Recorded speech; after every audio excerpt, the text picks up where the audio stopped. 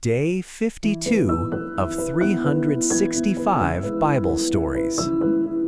Jacob was now old and nearly blind. Joseph knew his father did not have much time left. So he brought his two sons, Manasseh and Ephraim, to receive their grandfather's blessing. The boys stood beside Jacob's bed. "I can barely see you. Come closer," Jacob said. Manasseh stood on Jacob's right side, and Ephraim stood on his left. Jacob kissed and hugged them both. "I never thought I would see you again, Joseph," Jacob said softly. "And now I am here with your two sons." He stretched out his hands to bless them. But just before blessing them, Jacob crossed his arms.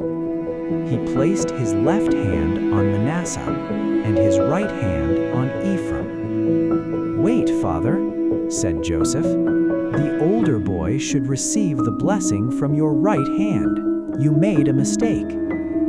"Trust me, my son," replied Jacob. "Manasseh will become great, but your younger son, Ephraim, will become even greater.